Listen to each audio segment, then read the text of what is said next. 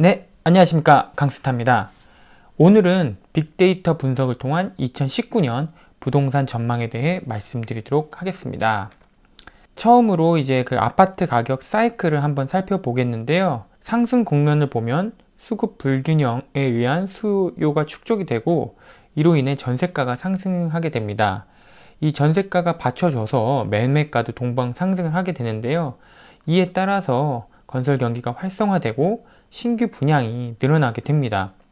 하지만 공급 물량이 늘어나면서 아파트가 다 지어질 때쯤은 이제 입주 물량이 증가하고 집주인들은 이제 아파트에 들어간 대출금을 갚기 위해서 전세자를 찾게 됩니다. 하지만 이런 전세 물량이 많기 때문에 전세가가 하락이 하게 되고 이걸 견디지 못하고 이제 시장에 급매가 나오게 되는데요. 그렇게 되면서 매매가도 하락을 하게 됩니다. 이렇게 가격이 떨어지면서 이제 미분양이 계속 증가를 하게 되고요. 이로 인해서 건설 경기가 하락하게 됩니다. 그래서 한동안에 공급이 없어지고 이에 따라서 신규 주택이 부족하게 됩니다. 이런 큰 사이클로 아파트 가격이 이렇게 형성이 되는데요. 지금은 어떻게 보면은 그 전세가 하락과 매매가 하락이 시작되고 있는데 과연 현재 위치가 어디에 있는지 조금 더 살펴봐야 할 것 같다는 생각이 듭니다. 그럼 이렇게 부동산 가격에 영향을 주는 요소는 무엇일까요? 크게 금리, 그리고 통화량, 소득 물가, 수요, 공급 이렇게 구분할 수가 있겠는데요. 이것은 지금 얽히고 설켜서 각 체인별로 그 서로가 이렇게 연관을 주게 되어 있습니다. 예를 들어서 이제 금리가 떨어지게 되면 시장에 이제 통화량이 늘어나게 되고 이에 따라서 소득과 물가가 올라가게 됩니다. 화폐 가치가 떨어지면서 이제 부동산의 수요는 살려는 이제 구매가 늘어나게 되고 이에 따라서 구매를 맞춰주기 위해서 공급이 늘어나게 됩니다. 이 앞에 있는 체인은 그 화폐 통화량과 가치를 결정하게 되고요. 그리고 이 뒤에 있는 체인은 시장 거래를 통해서 가격을 결정하게 됩니다. 하지만 시장이 한순간에 확 과열이 되거나 확 식어버리는 이렇게 경우가 있습니다. 이를 막기 위해서 이런 정부가 개입을 하게 되는데요.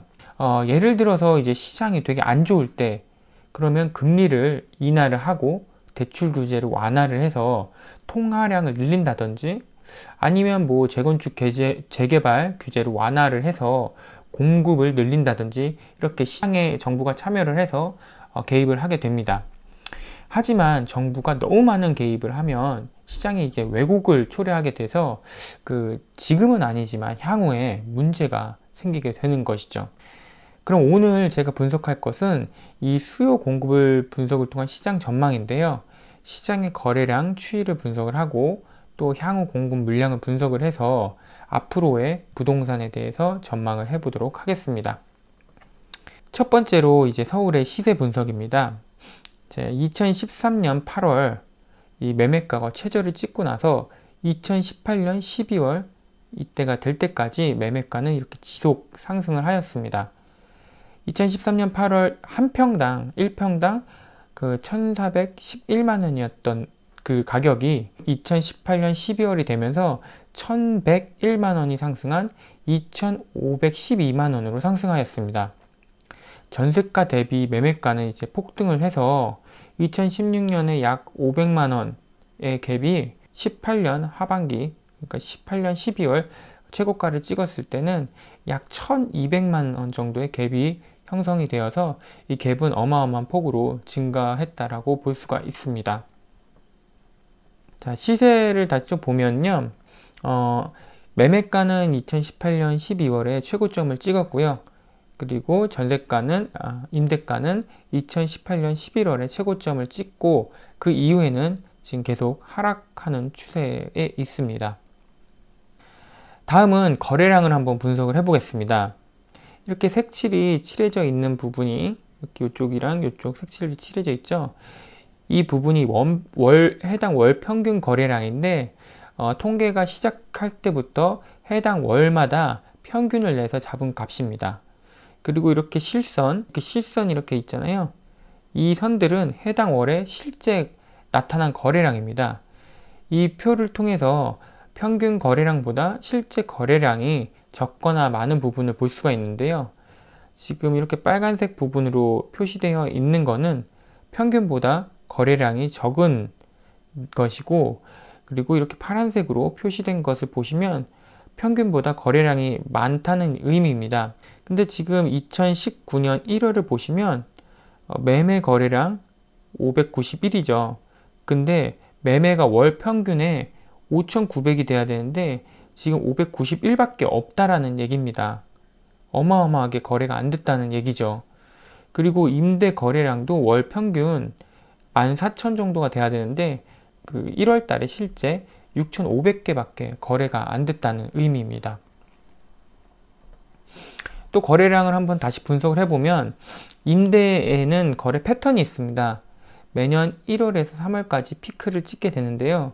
그동안 연속적으로 이제 그 평균 거래량도 그렇지만 실제 거래량도 1에서 3월에는 피크를 찍은 것을 알 수가 있습니다. 근데 이제 문제는 이제 1월에서 3월에 피크를 찍어야 할 거래량이 지금 찍지를 못하고 아예 거래가 실종되었다는 것이죠. 앞에서 말씀드렸다시피 지금 2018년 9월 이후로 이제 매매가도 실제 거래량보다 떨어지게 되었고, 이때 임대 거래량은 이때부터 계속 떨어지게 되어 있습니다. 현재 그 거래량이 실종 상태라고 볼 수가 있는데요. 지금 1월에서 3월은 임대 피크 구간임에도 불구하고 거래량은 지금 완전히 실종된 상황입니다. 시세랑 거래량을 종합해서 분석을 해보면 평균 거래량 대비 실제 거래량을 분석해 봤을 때 낮거나 높았을 때 시세가 반응을 하게 되어 있습니다. 그 반응은 약 한 달 정도의 텀이 있는데요. 자, 2019년 10월에서 2010년 10월까지 이 거래량, 평균 거래량보다 낮게 거래가 되었죠. 그래서 이제 시세의 기울기가 이렇게 떨어지게 되고, 이때도 마찬가지로 시세 기울기가 떨어지게 되어 있습니다. 하지만 14년 11월부터 15년 11월까지 보시고, 이쪽 이 파란색으로 동그라미 친 거는 평균 거래량보다 실제 거래량이 많고, 이에 따라서 시세도 이렇게 올라감을 알 수가 있습니다. 근데 18년 9월 이후에는 이렇게 거래량이 폭락을 하고 있는데요. 그에 따라서 시세도 지금 떨어지는 중입니다. 지금 현재 거래량은 앞에서도 계속 말씀드렸다시피 실종 수준이고요. 19년 1월에 거래량이 폭락을 하면서 앞으로 얼마만큼 가격이 하락을 할지 그것이 주목되는 바입니다. 다음은 공급량 분석인데요. 서울 지역은 수요보다 공급이 계속 부족합니다. 이게 보시면 이게 수요량이고 이 밑에가 보시면 공급량입니다. 그리고 2021년, 22년은 공급량도 완전히 실종이 되는 상태를 볼 수가 있겠죠. 재건축, 재개발을 지금 정책으로 막고 있는데 그 영향으로 2021년 이후에 서울의 공급량은 거의 실종 상태입니다. 대비를 하셔야 될 것 같습니다. 자, 그 공급 과잉 지역을 한번 보시면 공급 과잉은 이제 140%가 초과된 지역인데요. 자, 이렇게 보시면은 지금 강동구, 성북구, 영등포구, 서대문구, 은평구 같은 경우는 지금 19년, 21년 이 사이가 지금 초과적으로 공급이 된 부분입니다. 따라서 이 부분들은 이 지역에서는 수요 대비 공급이 많으므로 좀 주의를 하셔야 될 필요가 있습니다. 다음은 정책 방향성입니다. 현재 가격이 지금 하락세로 돌아섰지만 김현미 장관은 아직도 비싸다라고 생각을 하고 있습니다. 여전히 집값이 높다고 생각을 하고 아직은 집 살 때가 아니라고 밝혔습니다.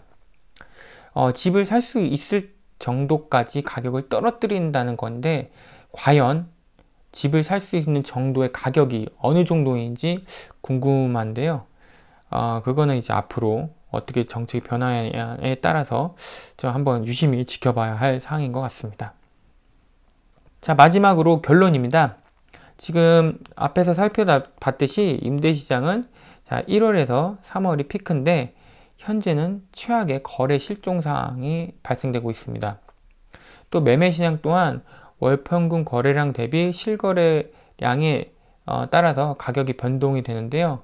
현재 매매 거래량은 폭락하고 있는 상황이라서 지금 폭락한 거는 이제 다음 달 정도에 이제 가격으로 반영이 되겠죠. 그래서 2월 달부터 이제 가격이 어떻게 반영이 되는지 그 추세를 한번 좀 살펴볼 필요가 있을 것 같고요.